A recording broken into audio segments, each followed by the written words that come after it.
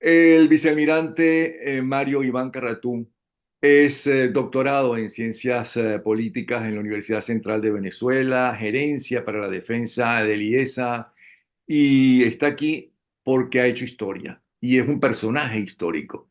Y Carlos Andrés Pérez inclusive le debe la vida, según uno ha leído en los titulares de la prensa de la época. ¿Ok? Yo quisiera que él me hablara de ese 4 de febrero, golpe que tengo entendido ya se conocía, ya lo conocía el presidente y los ministros el 6 de enero. Bienvenido, Carratú. Por ahí podemos empezar. Pequeño antecedente. 1983 comienza la cooperación en la Academia Militar y en el círculo militar con los oficiales que en ese entonces eran tenientes coroneles y después llegaron a general, Ochoa, Santiago Ramírez, Jun, Citraro, una serie de Daniel, una serie de oficiales que se llamaban los notables porque eran los que tenían una calificación, además de militar, académicamente universitaria. Y nada que ver Comienza con los eso notables civiles, que es lo que la gente conoce. Ujú, totalmente. ujú. La inteligencia no fluía porque todos los niveles de inteligencia están en manos de los que estaban conspirando. O sea, lo que aparecía como novedad, como información, eso era represado y no llegaba a los niveles superiores. Me refiero al gobierno de los Herrera y al gobierno de Lucinchi. A Pérez tampoco le llegó, pero con Pérez ocurre otra cosa, también de inteligencia. El 6 de enero Pérez hace un cambio del Consejo de Ministros, reemplaza a los viejos ministros y crea un nuevo grupo ministerial, Poder Ejecutivo, entre los cuales ingresa el doctor Ávila Vivas en reemplazo de Alejandro Izaguirre y más o menos mantiene el mismo equipo. Y convoca una reunión del Gabinete de Seguridad en la tarde, de ese mismo día, a las 2 de la tarde, en Miraflores. Asisten alto mando militar, alto mando policial, todas las policías, todos los generales de la guarnición de Caracas, estaba presente mi persona y estaba el director de la ICIP, para ese entonces el general Heinz Apurua, fallecido, que para descanse. Antes de comenzar la reunión, Heinz le dice al presidente, mire presidente, yo quiero darle una información importante que es necesario que usted conozca. Y se acerca a Pérez y le entrega un sobre Manila y ligeramente le dice, es una conspiración que se está fraguando en Fuerte Tiuna, en el ejército, y como yo soy DICIP, no podemos ingresar a las unidades militares porque eso le corresponde a la Dirección de Inteligencia Militar y a los organismos de seguridad interna de la Fuerza Armada. Pero sin abrir el sobre, sin leerlo, se lo entrega al ministro Fernando Ochoa Antich y al comandante del ejército Rangel Rojas, general de división ambos. Y le dice, a mi regreso de San Cristóbal, yo quiero que ustedes me aclaren esto. No estoy dispuesto a seguir oyendo, escuchando chismes y comentarios negativos de la Fuerza Armada, que si los generales, los comandantes, etcétera, etcétera. Me aclaran eso, por favor. Tome, ministro. Y se conduce el gabinete de seguridad que dura hora y media más o menos. Los problemas de seguridad entonces, que eran bastantes, por cierto, en las barriadas y en los ilícitos que habían en Venezuela, en Caracas particularmente. El presidente va a San Cristóbal porque su hermano está muy grave, el 27 y 28 de febrero, de enero, perdón. De enero. Ujú. En esa ida para San Cristóbal, el ministro de la Defensa me llama y me dice que él va en la gira, Ochoa Antich, y que él va con su señora. El presidente, como todos sabemos, a todas partes iba solo. Él no daba una imagen de pareja presidencial ni de esposa, era solo. Acéptenlo o no, esa era la realidad y eso es lo que yo veía en ese cargo.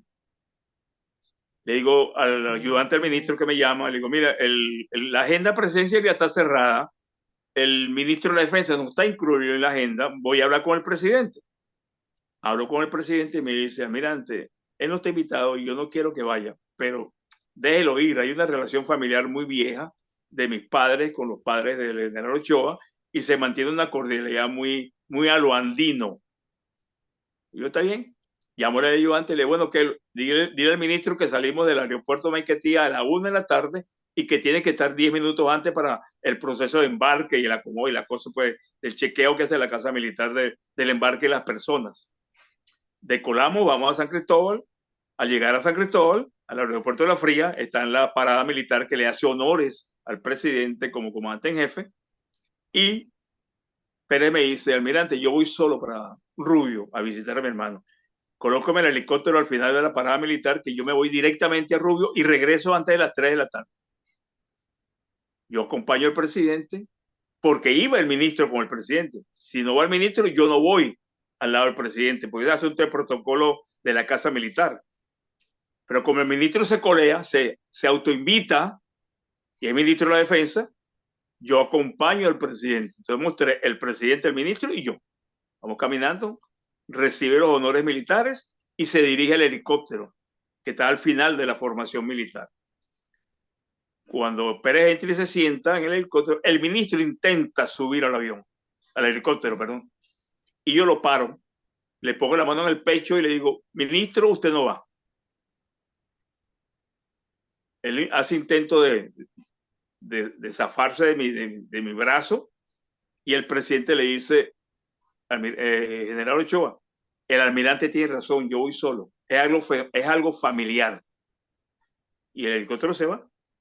Bueno, nos quedamos en la pista, yo cogí por un lado y él cogí por otro lado. Y yo dije, bueno, aquí hay una ruptura definitiva con el ministro, porque me atreví a pararlo, porque de otra manera se monta en el helicóptero. Y Pérez quería ir solo, era una disposición personal del presidente. Yo tenía que hacerla respetar, era mi trabajo. De regreso, Pérez viene para la corrida, todo lo que le gustaban las corridas, todo el mundo sabe eso. Y yo le digo a Edecán previamente, preserva el palco presidencial de la Plaza de Toros y el presidente decide quiénes lo van a acompañar en ese palco que habían puesto para 8 personas, 8 con él. Cuando llegamos al coso taurino, yo voy con el presidente, no tiene puesto. El general Ochoa le había quitado el puesto en el palco presidencial y había metido a sus amigos. A mí me molestó mucho, pero yo no me podía molestar por algo que el presidente estaba aceptando. Y el presidente se fue para el palco de la familia Padilla, otros amigos del presidente, cuya la mamá le dio apoyo a los adeicos en la lucha con Pérez Jiménez, le permitía pasar por la frontera, ese tipo de cosas que ocurrían en ese entonces. Y los adeicos entraban y salían por esa hacienda. Alto de la Miel se llamaba la hacienda. Ya se la vendieron, la señora murió, una señora que parecía una doña Bárbara, una mujer súper valiente y bien plantada, una mujer como de 65 años. Pero murió. Entonces yo me di cuenta que había algo raro. Se muere esa noche el hermano del presidente. 28, 27 de febrero. Había que hacer la campaña, el asunto, el funeral, la misa, el entierro, la exequia. Y comienza a llegar personas a San Cristóbal. Esos señores que pululan alrededor del poder, que tienen aviones y tienen facilidad de transporte. Es más, fretaron un avión para que lo llevara allá y fueron como 60 personas que tuve yo que hacerle el apoyo en el aeropuerto para ayudarlos a evacuar el aeropuerto con autobuses alquilados por nosotros, etcétera, etcétera. Se produce el sepelio y regresamos a Caracas. A todas estas, la información pedida por el presidente no se recibió nunca, ni ahora, ni en estos momentos que estamos hablando. Nunca se le informó al presidente. Ni nunca le preguntaste Llegamos a Girapurba qué decía esa información. Le pregunté por mí y después te lo digo. Yo se lo pregunté ese mismo día, después te lo digo. Es más, después te lo paso para que lo leas. Y después No en me lo todos estos pasó, años, ¿qué pasó? No te lo dijo. se murió. Él se murió. Pero no se murió al día siguiente. No, pero bueno, tantas cosas que pasaron, él me hizo un informe de como de 14 páginas escrito por él, indicándome todo lo que estaba metido que la DICIT tenía ya seguido. Inclusive a los hermanos Ochoa, a todos los militares que estaban en la cabecilla, Urlarpietre, Caldera, Burere Rivas, toda esa gente me la nombró y me explicaba en ese informe de como 15, 20 páginas qué hacía cada quien, y eran los notables que estaban conspirando con un sector empresarial, de lo cual estaba el Marcel Granier y estaba el señor Cinero en esa lista, que yo tengo en mi casa también. Bueno, en mi casa no la tengo protegida. Entonces, Llegamos a Maiquetía, no había tiempo de subir a Caracas porque el avión salía, era para Europa, para la conferencia en el Foro Mundial Económico en Davos, y nos cambiamos en el aeropuerto y embarcamos en un avión privado, un avión comercial de Swissair, y nos fuimos para Europa. Llegamos allá, bueno, hubo la cumbre y nos regresamos. Cuando regresamos, Pérez me dice, necesito llegar más temprano a Caracas. Estamos en Nueva York. Yo fui a hablar con el servicio secreto, les pedí que apuraran el rastreo del avión y nos vinimos hacia Venezuela. Y en ese trayecto, por factores climatológicos, meteorológicos, el avión ahorró 10 minutos de vuelo. O sea, llegamos 10 minutos antes.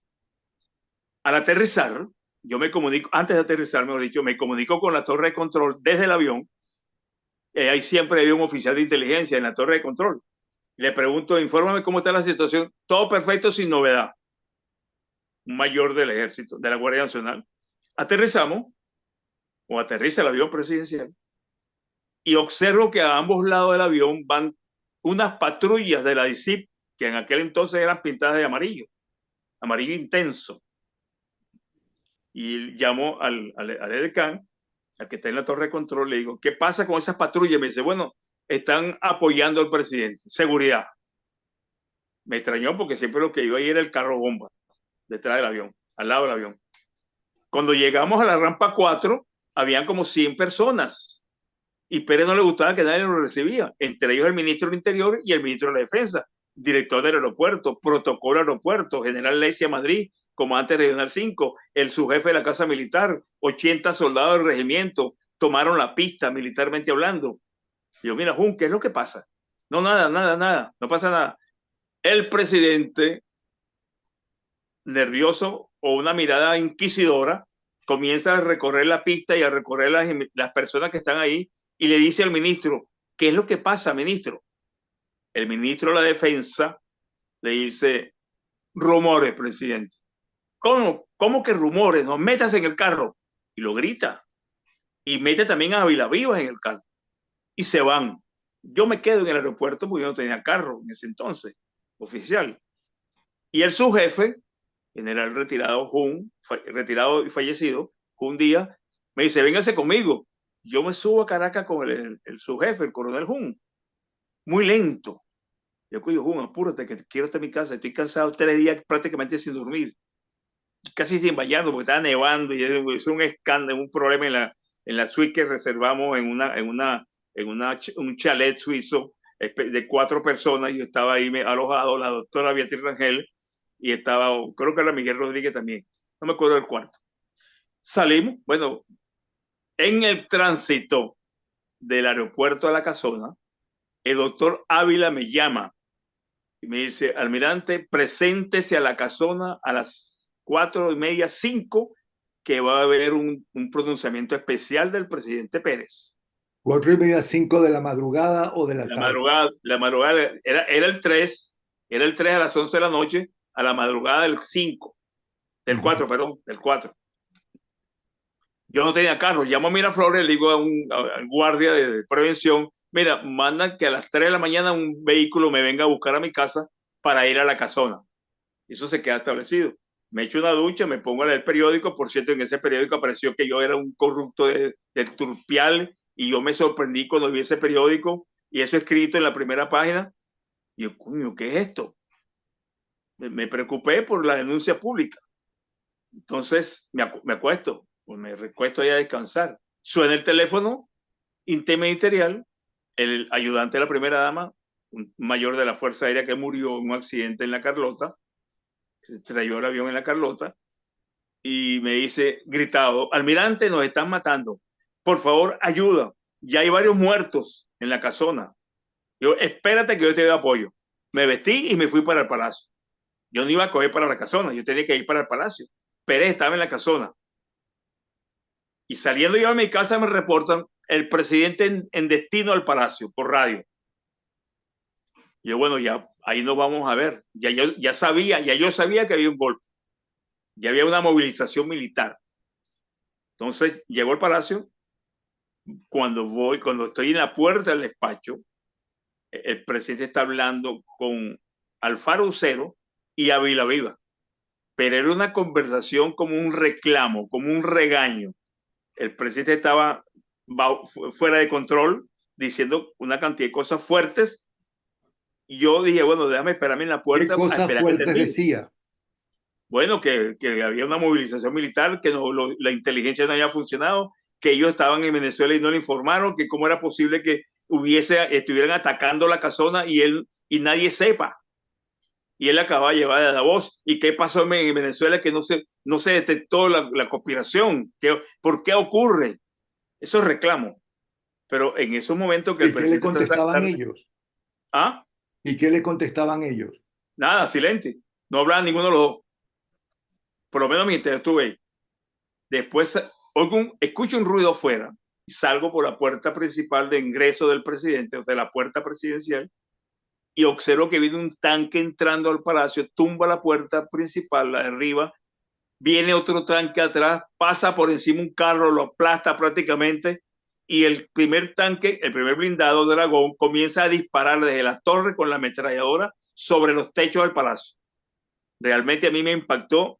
Y yo digo que me hice pipí porque no había cómo, sino caigo ahí como un condorito por el impacto emocional del tanque disparando.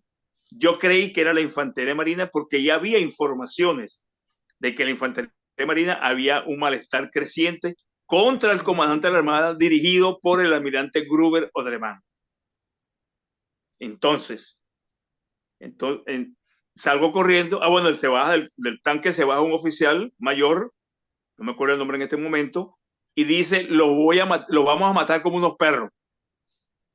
Salgo corriendo para mi oficina, me acuesto en el piso porque los disparos eran cruzados, con los tres escoltas que iban en el palacio, más el maestro Jara, que estaba jefe de la caravana, que también enfrentó a los conspiradores, a los rebeldes, y yo no había qué hacer. Entonces agarré con el teléfono interministerial y llamé al ministro, no lo consigo.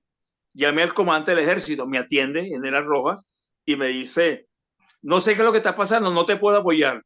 Y me tranca el teléfono, lo vuelvo a llamar. Digo, mire, general, yo soy el jefe de la Casa Militar y yo le estoy diciendo que hay una movilización, estamos rodeados de tanques y usted tiene que apoyar al presidente como comandante del ejército. Me dice, no puedo, me tranca. Llamo a la Armada, no consigo a nadie. Y llamo a la aviación, tampoco. Llamé a la Guardia, hablé con el general Maya, que era comandante de la Guardia, y me dice, Carratú, es una conspiración, una revolución, una rebelión militar del ejército. Dame 2 horas para controlar Caracas y así puedo garantizar la seguridad del presidente. No, general, yo no puedo esperar aquí 2 horas. Estamos rodeados, ya tenemos los rebeldes dentro del palacio. No puedo esperar. En ese momento decido salir a hablar con el presidente, de mi oficina al presidente, que esto queda como a 30 metros de distancia. Yo me metí por un sótano, por un pasillo interno, atravesando el salón de Consejo de Ministros y subo por una escalería vertical y aparezco en la parte superior del despacho presidencial. Y me consigo, yo todavía en el hueco metido, apoyado en los dos brazos, me consigo al presidente, el edecán fue mayor, Rommel fue mayor, Rommel Renfeld, Ávila Viva y Alfaro. Los cuatro parados enfrente de mí. Subo, me incorporo, me paro frente al presidente, vengo a buscarlo para sacarlo de aquí, presidente. Me dice, no, yo no voy a salir aquí, yo no soy ningún cobarde. Esos fascinerosos militares traidores tienen que ser detenidos y utilice las armas que sean necesarias para repelerlo y para neutralizarlo. Le dije, presidente, son 20 tanques de Dragón y 200 y pico de soldados. El regimiento no puede con fusiles repeler ese ataque. Hay demasiado poder militar para enfrentarlos y va a haber muchos muertos. Ya en ese entonces habían 8 soldados muertos y 36 heridos en el palacio y regimiento. 5 tanques en el palacio, 3 en el Palacio Blanco, 3 en el regimiento Guardia de Honor, 2 en Carmelita frente al Banco Central, 2 en la Plaza de Pagüita, hacia la vía hacia Catia, y 3 en la Plaza Oleari, en el Silencio. O sea, toda esta zona estaba sitiada por los rebeldes. Cuando Pérez me dice, sácame entonces del palacio, tiene 5 minutos. Yo salí del despacho, me dirigí al sótano, preparé el vehículo, reventé una puerta de vidrio de seguridad que yo había mandado a asegurar, porque yo también tenía mi intuición. Y yo, si aquí vienen a tomar el presidente, lo van a tomar de noche y van a entrar por debajo. Entonces esa puerta la mandé a trancar con seguro y una tranca. Pero cuando llegué a abrir la puerta, yo no tenía las llaves, la tenían los mayordomos del palacio. Y tuve que reventar la puerta de vidrio. Y voy a buscar al presidente, lo traigo, apagué las luces, tumbé unas cortinas y por temor a que se pudiera caer, lo agarro por un brazo izquierdo. Usted me dice, suélteme, que yo conozco esta vaina más que usted. Yo, no, presidente, para que no se caiga. Yo no me caigo. Y seguimos corriendo, al paso corriendo. Alfaro y Viva se quedaron atrás 50, 60 metros. Llegamos a la puerta, saco al presidente, pido 2 voluntarios, se meten 2 voluntarios en el vehículo, se mete el jefe de escolta civil, el comisario entre comillas, porque no era comisario, era hijo de Erasto Fernández, y fue nombrado porque tenía una persecución a Esperanza Martínez, que estaba en Fogade.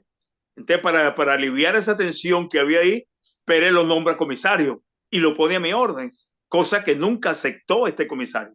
Es más, dijo que él me había hecho preso y que me iba a apuntar con una ametralladora, una cantidad de mentiras. Espérate Salimos un del instante, palacio a las espérate un 1500. instante, Carratú. Tengo aquí la prensa del día siguiente para que lo confirmes en cuanto a los muertos, ya que mencionaste muertos. Aquí está la prensa. Bueno, aquí tengo últimas noticias del día siguiente. Pasan de 200 los muertos por frustrado golpe militar. Por otro lado, tengo el Universal, 14 militares muertos y 51 heridos. Realmente, ¿cómo fue la cosa de la matanza? Te escuchamos. Ok, la información sobre las actividades que estaban ocurriendo en Caracas durante la rebelión la proporcionaba el director de tránsito terrestre, el general de división de brigada Ojeda Valenzuela, director de tránsito terrestre a nivel nacional. Él es el que me alimentaba a mí la información sobre los sucesos en Venezuela y yo se la pasaba al presidente, porque en ese momento todo el mundo quería saber de todo y lo que decían era confundir y era pura mentira lo que estaban diciendo. Era como desdibujando la realidad. Ojeda Sí. me reporta a mí y Pérez lo dice por televisión esa noche del 4. 29 muertos en el área capital y aproximadamente 9 o a 10 muertos en el interior Carabobo, Aragua, Maracaibo y el estado Táchira, que fueron los estados más convulsionados. En Miraflores, aparte de eso, los muertos, hubo 36 heridos graves, de los cuales 3 parapléjicos, porque fueron disparos en la columna. A un soldado le arrancaron el brazo de un solo disparo en la casona. En la casona hubo 3 muertos del régimen, del regimiento, y dos oficiales y 2 policías de la policía de Chacá, de Sucre. 2 policías que venían en un jeep y 2 oficiales que fueron aparentemente muertos por un comisario de la ICIP que los enfrentó frente a la casona. En la casona hubo 3 muertos. Quiero retomar la salida del palacio. Salimos apresuradamente, corriendo un gran riesgo por la única puerta que estaba despejada. De las 6 puertas de salida, todas estaban bloqueadas por un tanque. Esa puerta que al azar escogí yo, favorablemente, no estaba obstruida. Venía un tanque a obstruirla, pero no llegó. Pasamos. Esa es la puerta que da hacia Solís, de esquina de Solís. Nos dirigimos a la Cota 1000 y Pérez decide, porque me llama el comisario Efren de la escolta del señor Cisneros, para descanse, me llama y me dice, aquí lo podemos recibir cuando venga. Y salimos y fuimos para allá. Ahí, por eso fue que no fueron a Radio Caracas, que les quedaba más cerca de Miraflores. Había un cortocircuito entre Pérez y Radio Caracas, pero él me dijo a mí, vamos a ondas populares. Esa broma estaba eliminada de hacía tiempo, o sea, no existía como radio, pero yo me Además, imagino es que de el los mismos nerviosismo, dueños, es de los mismos dueños de Radio Caracas. Ajá. pero me imagino que la misma presión que tenía el presidente, el asalto, los nervios, porque por más que sea, tú puedes ser muy valiente, pero mientras tú no dominas la situación, tú estás expensa, eres disuadido de actuar. Entonces afectado tu se decisión. fueron a Venevisión, pero en el Fuimos a Venevisión, pero trayecto. Ajá. quiero decir lo siguiente, desde Maiquetía hasta La Casona, el ministro Ávila me llama y me dice, hay un cambio importante, una decisión importante a las 4 de la mañana, váyase para La Casona. Yo le pregunto al ministro Ávila Vivas y todavía no me responde. ¿Qué pasó en el carro? ¿Qué discutió Pérez con Ochoa? ¿Qué escuchó usted? ¿En qué participó en esa conversación a 3 personas? Presidente, ministro de Defensa y ministro del Interior. La clave de la seguridad del país en ese momento, bajo una rebelión militar. Ávila Viva no me ha dicho ni una coma. Algo esconde. Algo pasó ahí. Que no quieren que se sepa o no les interesa que se sepa. Esa es una interrogante grande que define muchas cosas que ocurrieron a posteriori. Porque tú Pero eres bueno, el jefe de la casa militar, o sea que tenías la obligación de saber qué era lo que estaba pasando en todo momento para exactamente. Y defender al que Pérez me presidente. tenía que decir a mí y no me dijo nada. Y el ministro tampoco. Y el ministro de la Defensa mucho menos. Con quien ya tenía yo un cortocircuito muy grande. Bueno, Ok, pero entonces eh, están yendo para Venevisión. ¿Y qué decía Carlos Andrés? ¿A quién llamaba? ¿Con quién se comunicaba? ¿Qué te dijo?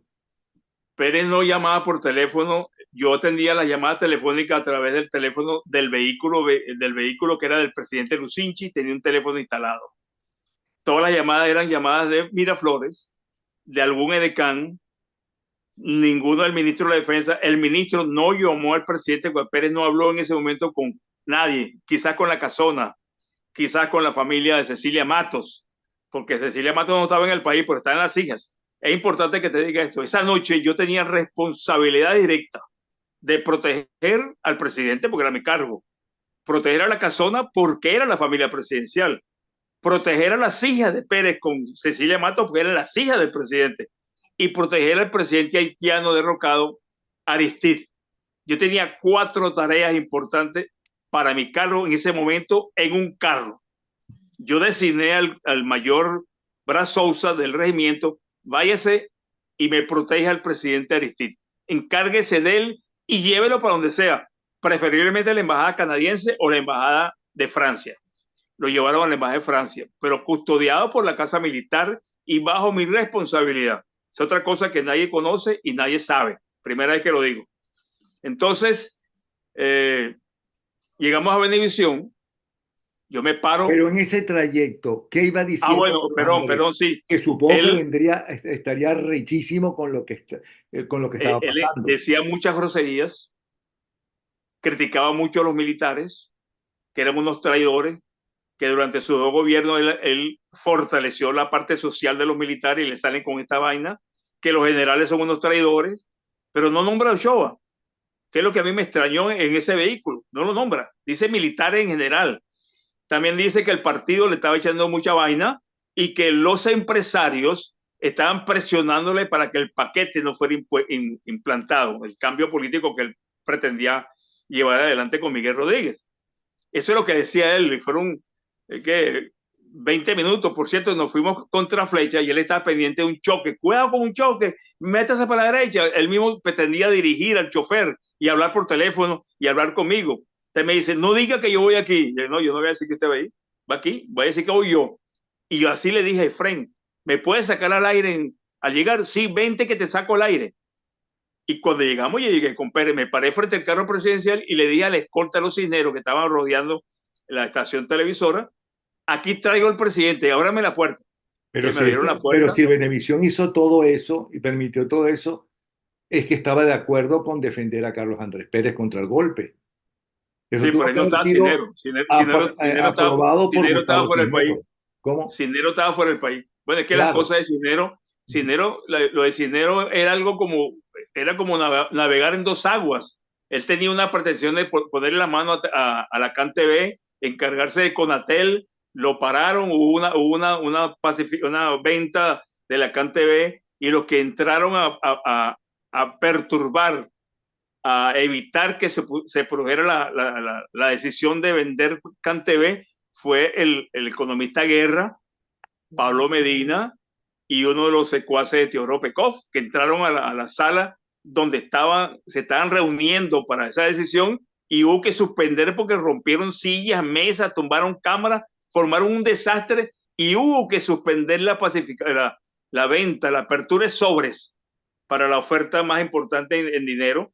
Entraron por detrás y el cabecilla es el economista Guerra, ese que anda por ahí hablando mucho, que yo no lo critico, pero ¿por qué actuaba de esa manera en ese entonces?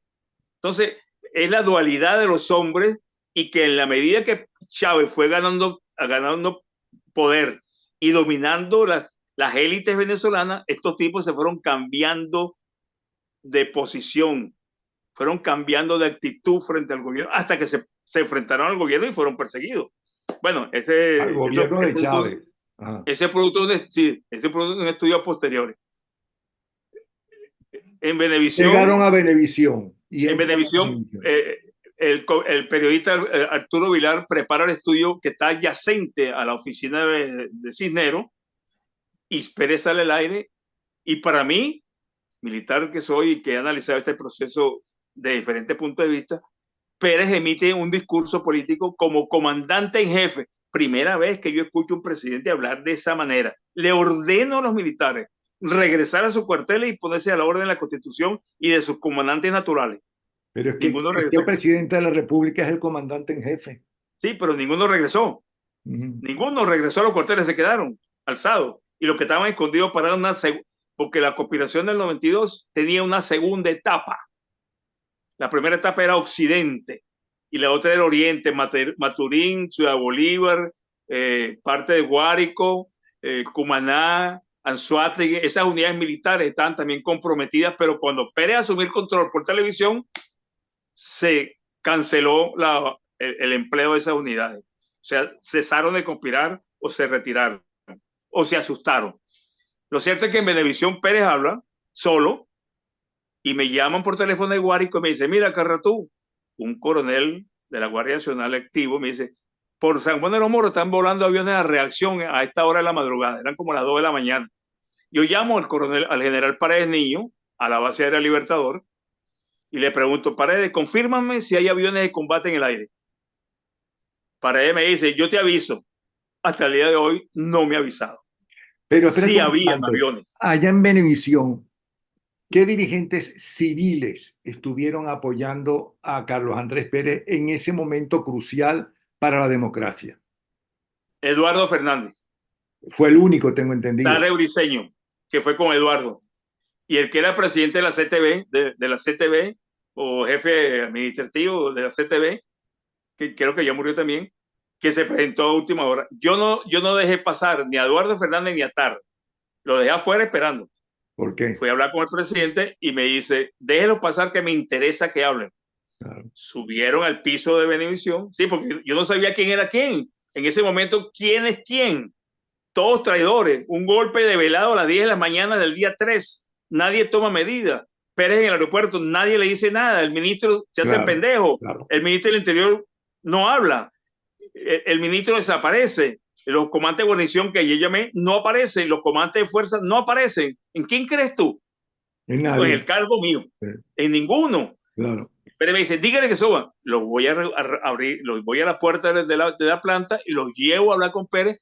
Habla Eduardo Fernández y como a la hora llega el almirante Huísica. Bueno, fueron muchos. La mayoría armados de ametralladoras y pistolas. Fueron como 200 personas del gobierno, no ministros. Yo vi muy pocos ministros ahí.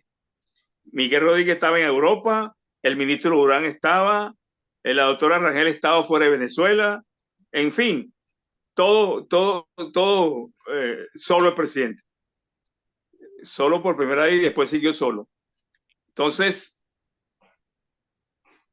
llega Figueredo armado y empieza a dar instrucciones ahí, como autoridad después del presidente, y deciden que el presidente vuelva a hablar. Y Pérez habla del estudio gigante de Venevisión, que había mucha gente ya, no todos estaban apoyando al gobierno, a lo mejor sí, pero yo creo que estaban más que todo era asustados por la intentona militar masiva que hubo esa noche, que después se supo en todos los estados. Al principio no. Pérez habla y me llama después que habla, que está hablando, yo estoy hablando con Sofía Inver, que padece cáncer, no sé si se murió. Si se murió, bueno, disculpa. Sí, se murió hace Y tiempo. estoy hablando con ella y llega Pérez a hablar conmigo. Me dice, almirante, vamos para el palacio ya. No me quedo más aquí. Y bueno, presidente, déjeme llamar al palacio a ver cómo está la situación. 3:45 de la mañana. No llegamos a las 4. Y llamo al coronel Jun y le digo, mira, Jun, ¿cómo está la situación? Bueno, se están entregando. No, no, yo lo que te quiero decir es que si tiene el regimiento y tú control del palacio, y si el presidente puede llegar al palacio, espéreme, escucha hablando por mí, me quita el teléfono de la mano y habla con el general Jun. Le ordeno que tome medidas, que ya voy saliendo para el palacio.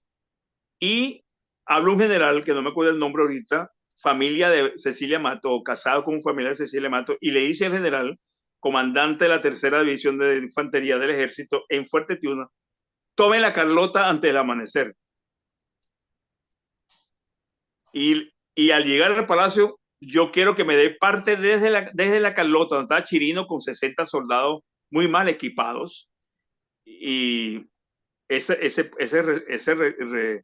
recurso rebelde fue controlado a las 4 de la tarde del 4, no en la madrugada. Quiero decirte algo que se me fue. Cuando veníamos en el carro de Miraflores hacia Venevisión, el presidente me repetía incesantemente, almirante, tenemos que dominar esto antes del amanecer. Si el pueblo sale, se cae la democracia. Tenemos que mantener al pueblo tranquilo, en calma, y que yo pueda manejar el control de la ciudad militarmente. No podemos permitir que amanezca con el control de esta gente. Eso me lo dijo Pérez unas 6 veces en ese trayecto. Vimos un helicóptero, o yo vi un helicóptero que iba volando paralelo a la Cota 1000 y que iba a aterrizar en la Carlota. No en la Carlota, aterrizó en el campo de golf del Valle Arriba, y ahí bajaron armas. Esas armas eran para algunos civiles, Pablo Medina y esa gente que estaban asociados al golpe con Chávez. Eso tampoco se logró, no llegaron a recibir esas armas. Ahora, fíjate que Decidí, lo que es la vida, en ese mismo día, a esa misma hora, en esa misma ciudad, un presidente, un hombre llamado Carlos Andrés Pérez, arriesga su vida, y tú también con él, ¿ok? Para defender su gobierno y tú la democracia y tu obligación. Y en cambio, otro está escondido y se aisló en el Museo Militar, que ahora se llama Hugo Chávez o no sé qué cuento. Y ese que se escondió cobarde y se aisló hasta de la mujer de su vida, que lo llamaba y había cortado todo, se llama Hugo Chávez. es Lo la que es la vida, contradicción ¿no? histórica, es la contradicción histórica de los hechos de los hombres que no se Mm, dan a conocer, y esa es una ventaja de los medios de comunicación, de proyectar la realidad de lo que pasó, sin mm. sesgo, sin ningún tipo de modificación real o fanática de lo que puede haber ocurrido y no fue, o lo que ocurrió y fue. Depende, la historia lo Entonces está llegan a diciendo ya. Miraflores. ¿Y qué No, pasa? regresamos a Miraflores, a mí se me pega atrás en la caravana el ministro, el Carlos Blanco, Ávila Vivas, Durán y otros más que querían ir con el presidente. Le digo, no, no pueden ir con el presidente, vamos solo. Y yo le ordené porque la DC me mandó un comisario llamado Matarrás, el comandante de los comandos de la DC, a apoyarme en Venevisión, y entraron por las ventanas, por el techo, y controlaron Venevisión esa noche. Y nos acompañaron hasta Miraflores. Yo le dije a Matarrás, no me deje alcanzar a nadie por ninguna parte, que no se acerque nadie al carro presidencial, por favor. Y la guardia me mandó 60 soldados de la guardia al mando de otro general que se portó muy bien también con el presidente, y lo acompañó en el despacho todo el día y toda la tarde y al día siguiente, junto con Entonces el almirante Díaz tú Tarazona. podrías afirmar que el presidente solamente contaba con la DICIP y con la Guardia Nacional. Sí, y la Casa Militar en parte, más nadie. Ni el partido, ni los otros partidos, ni más nadie se atrevió a apoyarlo.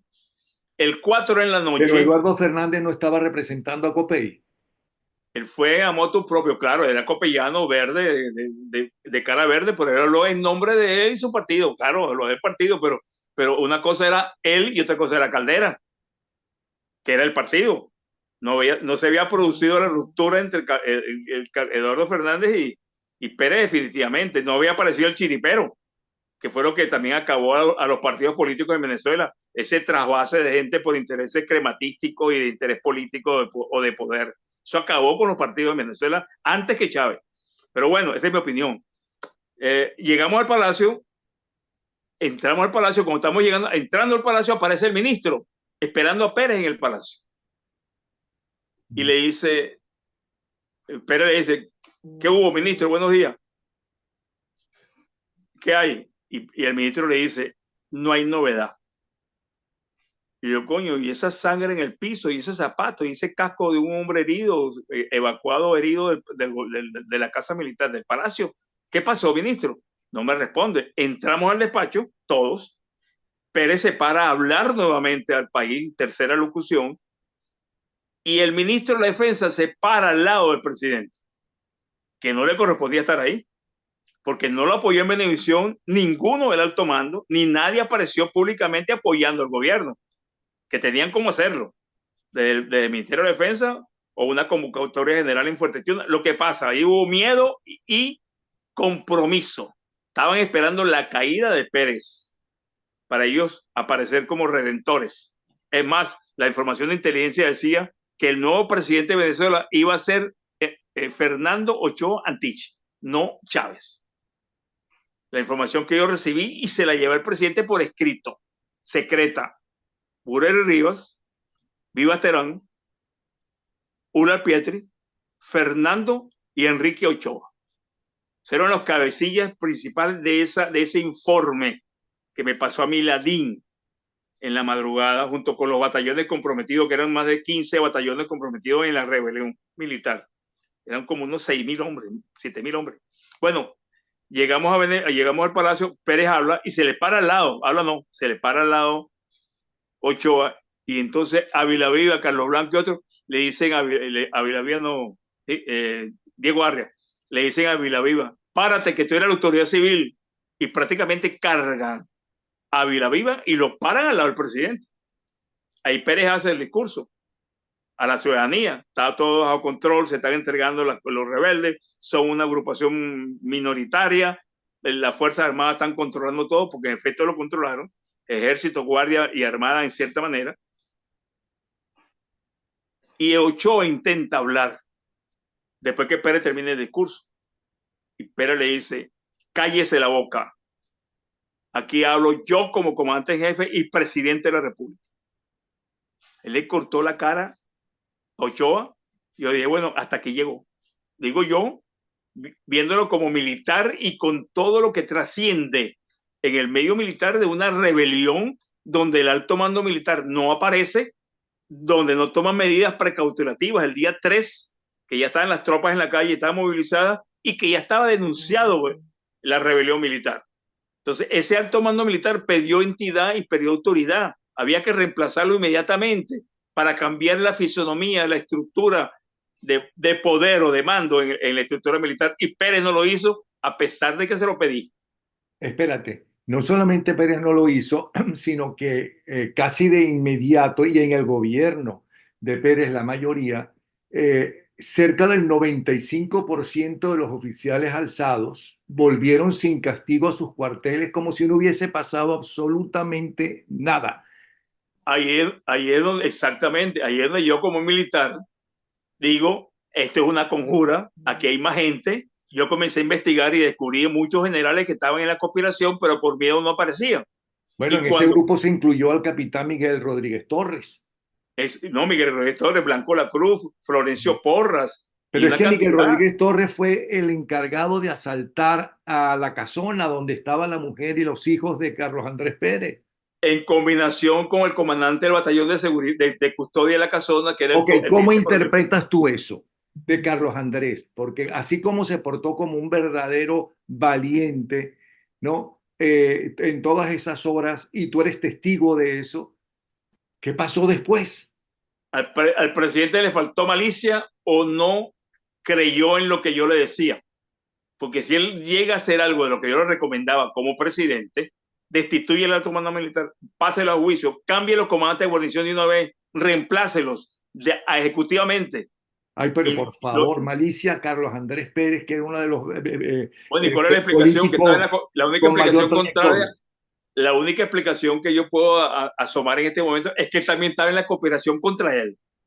Bueno, pues, Porque, casi. porque se quedó paralizado solo. Déjame contarte esto. Pero Después que espérate un regresamos, instante, es que no solamente reintegraron al servicio activo a esa gente, sino que se iniciaron los sobreseimientos con ahí Carlos voy. Andrés Pérez, suspendieron el juicio a 42 oficiales, entre ellos Jesús Rangel Silva, Jesús Rafael Suárez Churión, Rodolfo Clemente Marcos Torres. Entonces, ¿cómo ¿Verdad? interpretas tú eso? Déjame explicarte mi punto de vista, porque yo hice un seguimiento de ese sobreseimiento y Ajá. hablé con el presidente. Yo lo hablé claramente con él. Pero déjame decirte, el presidente, yo le digo, destituye al ministro. Ahí aparecen Calderón Berti y aparece Eduardo Fernández integrándose en el equipo de gobierno del presidente. El apoyo de Copey al presidente. Ujú. Yo fui testigo Es que yo de creo que esa cuando conversación. Eduardo Fernández fue a hablar valientemente, por cierto, Eduardo Fernández esa noche, ¿ok? Estaba hablando también en nombre de Copey. Bueno, está bien.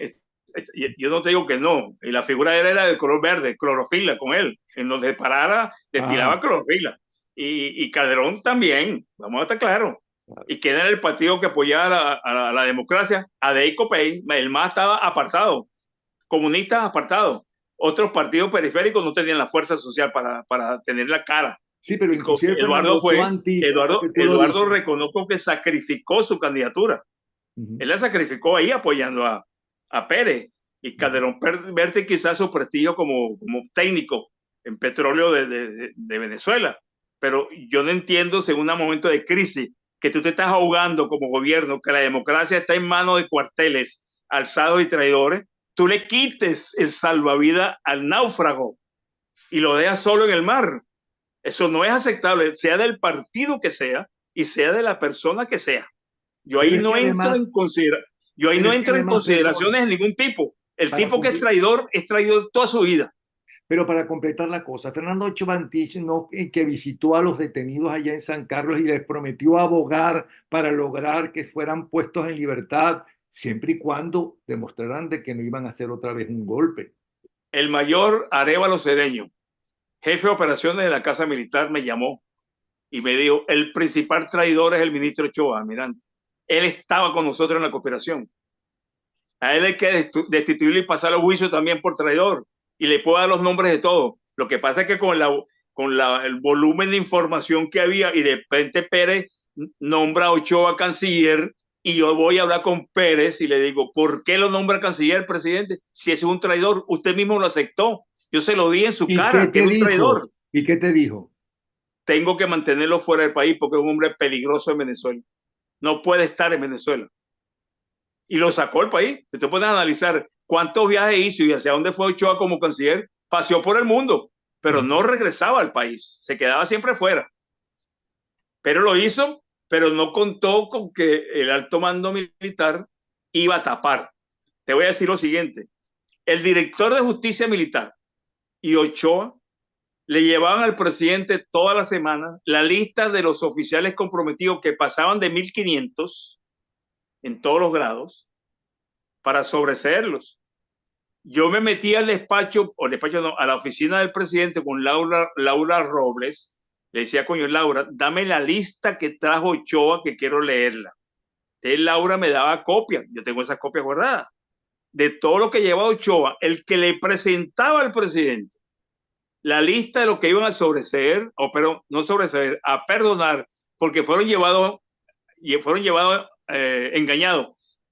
Y voy a traer un momentico, cuando veníamos entrando al palacio a pie de Carmelitas al Palacio de Miraflores, pasamos delante de las tropas rendidas, 200 hombres arrodillados en el piso, sentados en el piso.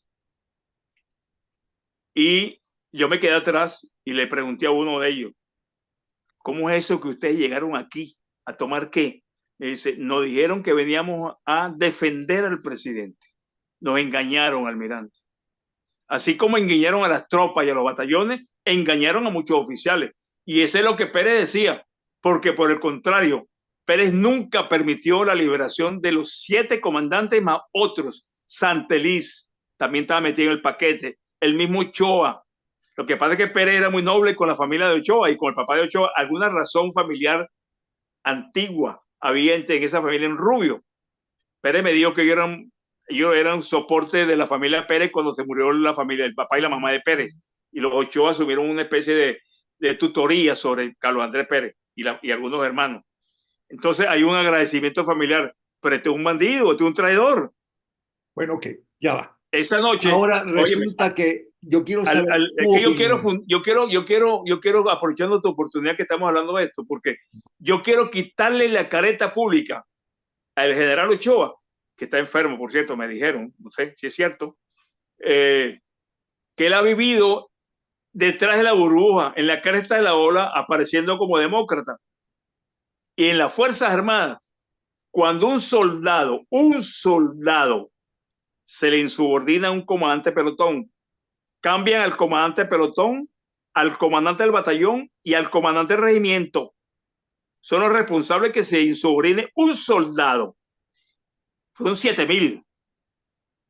¿Dónde queda el ministro? Su responsabilidad como ministro y como general. Poder Ejecutivo del Estado, designado por el presidente comandante en jefe, y no fue leal. ¿Dónde queda el alto mando militar, que es parte del alto mando militar del poder naval y de estructura de defensa? Traidores. Tú no puedes mantener traidores en un comando porque de ahí para abajo todos son traidores. Y si se te alzó el 10% del ejército, menos. Tú tienes que borrarlos del mapa, quitarle la autoridad y degradarlos o meterlos presos o a juicio. Pero tú no puedes dejarlo en el cargo. Perfecto. Pérez Ahora lo yo dejó. quisiera hablar sobre ti, que arriesgaste tu vida a favor de Carlos Andrés Pérez, a quien querían matar a él y a su familia. Pero ¿crees que resulta que Carlos Andrés Pérez eh, se enfrentó y triunfó contra los conspiradores del 4 de febrero? Pero después de eso, los senadores de Acción Democrática votaron para destituirlo a él de presidente. Y el CEN. Y no solamente eso, ajá, y no solamente eso, sino que una vez que años después triunfa en las elecciones Chávez Frías, ¿ok? Que siempre sacan la famosa foto de Caldera y el otro cuando le entregan ¿cómo se llama? La banda presidencial, como era obligatorio en una democracia, Con ¿no? seguramente. Se juramenta, es que Carlos Andrés Pérez asistió al acto y le estrechó la mano a Hugo Chávez. ¿Cómo se explica eso? Explícamelo tú. Yo lo llamé. Yo estaba en mi casa y vi cuando el presidente Pérez se para, se mete el teléfono en el bolsillo izquierdo del paltón, porque hasta ese detalle lo observé, y le da la mano a Chávez. Chávez le da la mano de una manera displicente. Le ve la cara y voltea la cara, pero le da la mano. Yo llamo inmediatamente al presidente Pérez desde mi casa y le digo, presidente, ¿qué hace usted saludando al asesino, al hombre que intentó matarlo, que prácticamente lo saca del poder con el apoyo del Congreso de la República, del Partido Acción Democrática y las fuerzas opositoras a su gobierno, empresarios inclusive? Almirante, esa es la democracia, hay juego democrático. Yo no, presidente, ese es un asesino. Lo acaban de sobreseer y es presidente. Coño, ¿cómo puede ser eso, presidente? Hablamos en persona. Me Ya va, cortó. ya va, ya va, ya va, ya va. Una cosa. Lo acaban de sobreseer y acaba de ser presidente. No, lo sobreseyeron No, años antes, cuando no tenía ninguna popularidad ya, y que era el último que quedaba en sobrecimiento porque desde Carlos Andrés Pérez, pasando por Ramón J. Velázquez, ¿no? Pasando por la conferencia episcopal, pasando por la sociedad en general, querían que los liberaran, que no los enjuiciaran, que es muy diferente. Y un que momentito. Hugo Chávez hizo lo que solamente Rómulo Betancourt, cuando no lo querían los jóvenes de Acción Democrática en el 59 como presidente, ¿no? Se impuso porque ese era un hombre que también tenía carácter y pantalones, fue de puerta en puerta por todo el país y logró el voto para ser presidente. Bueno, lo mismo hizo Chávez, fue Bueno, déjame de decirte puerta en mi puerta. opinión. tienes razón, porque tú lo estás viendo desde el punto de vista ciudadano de unas cosas que yo no presencié. Déjame decirte lo siguiente. A Miraflores fue todo el mundo a pedir la liberación de los rebeldes, a que los perdonaran. Y el presidente Pérez siempre mantuvo una opinión, no van a juicio, y después que vayan a juicio y se determine el compromiso de ellos y otras personas. ¿Y por qué no fueron a juicio inclusive en el gobierno de Carlos Andrés Pérez en los 2 años que quedaban? Porque los jueces no querían juzgarlo, porque el presidente del Tribunal Supremo, Rodríguez Corro, no permitió que la judicatura tuviera acción, y Pérez tuvo que contratar a un capitán de navío retirado, abogado, para que dirigiera la corte marcial que los iba a juzgar. No lo dejaron actuar. El doctor Urbaneja, capitán de navío retirado de la Marina, lo vi en Miraflores y ya ve mucho en Miraflores. Nombraron un juez relator accidental, el coronel Hernández Armas de la Guardia Nacional. Me interrogó a mí durante 8 horas, el 4 y el 5. Y el 5 me dejó un cuestionario para que Pérez lo resolviera. Yo respondí las preguntas por el presidente, y Celestino Armas respondió las preguntas políticas por el presidente. Pero ese evento, al día siguiente, Ochoa, de un plumazo, cambió el juez especial y nombró un coronel Natera, y empasteló todo lo que era la investigación que se había comenzado, empezando por mi declaración como jefe de Casa Militar en Miraflores.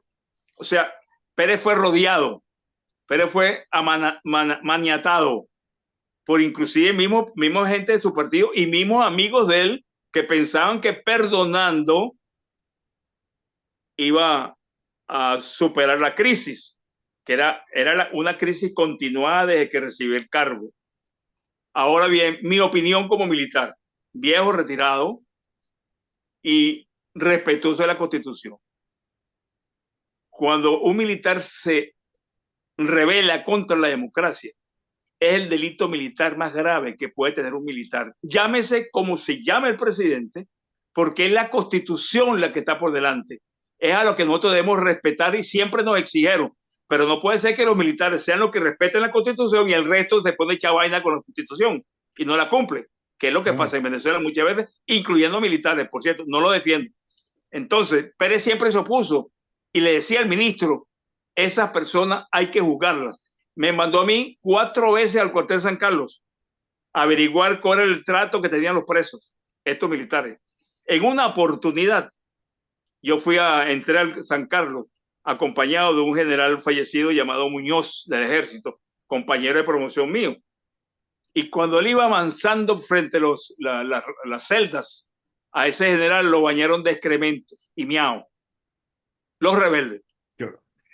Mira, coño, ¿cómo es posible que esto ocurra en el cuartel? El comandante del cuartel era chavista y amigo de José Vicente, y permitía que las cámaras de José Vicente entraran a la celda a entrevistar a Chávez. Sí. La cooperación estaba por todos lados, en el alto mando, sí, en los batallones, en el partido. Sí. Yo di una conferencia en la Universidad Bolívar, estaba Teodoro Pekov, varios, y yo hablé de la relación civil-militar. Y yo le dije a ellos ahí que el problema era que la relación civil-militar no era relación civil-militar, era relación partido-militar. Y eso afecta a la institución militar, ese tipo de relación. Okay. Y lo otro era relación militar con los ciudadanos. Bien bueno. Es aquí nosotros... ¿Ah? Que ya nos quedan segundos, se va a caer la conversación por Zoom. Déjame decirte que esto no es un homenaje a Carlos Andrés Pérez, es un homenaje a ti. Por eso estás solo, como murió solo Simón Bolívar. Bueno, okay.